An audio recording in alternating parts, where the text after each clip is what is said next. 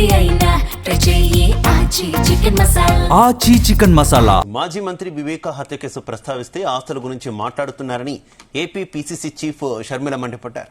ఇంకోసారి ఆస్తిని అనుభవిస్తోంది తాను కాదని జగన్ అని స్పష్టం చేశారు. తన పోరాటం అజెండా ఆస్తులు కాదని క్లారిటీ ఇచ్చారు. ఆస్తులే తన ఎజెండా అయితే ఎప్పుడో కోర్టుకు వెళ్లేదన్నని చెప్పారు. ఆస్తులపై తన తల్లి విజయమ్మ స్పష్టత ఇచ్చారని లేఖ ద్వారా వాస్తవాలు చెప్పారన్నారు. స్పష్టత ఇచ్చిన వైసీపీ నేతలు మొరుగుతున్నారంటూ ఆమె మండిపడ్డారు. విజయమ్మ విడుదల చేసిన లేఖ నిజం కాదంటున్నారంటూ ఆగ్రహం వ్యక్తం చేశారు షర్మిల.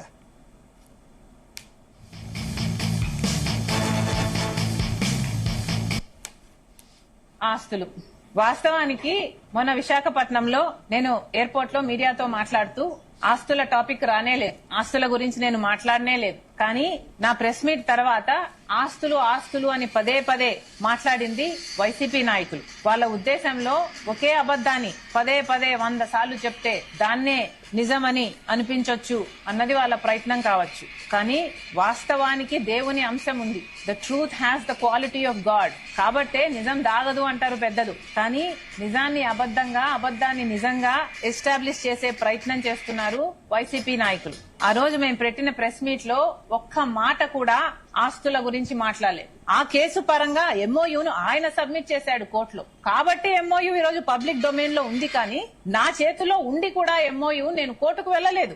ఆస్తులే నా అజెండా అయితే నేను ఎప్పుడో కోర్టుకు వెళ్లేదాన్ని. అది కాదు నా అజెండా.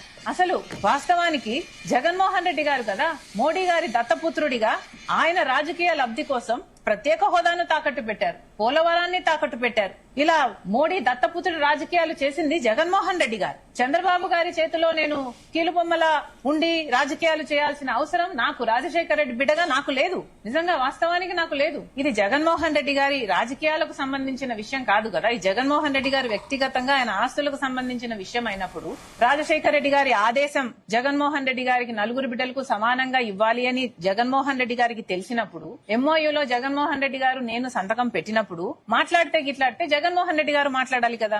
ఎందుకు ఇతరులతో మాట్లాడిస్తున్నారు అంటే జగన్మోహన్ రెడ్డి గారికి మాట్లాడే దమ్ము లేదనుకోవాలా? అందుకే ఇతరుల వెనకాల దాపెట్టుకుని షూట్ చేస్తున్నారు అనుకోవాలా? ఏమనుకోవాలి?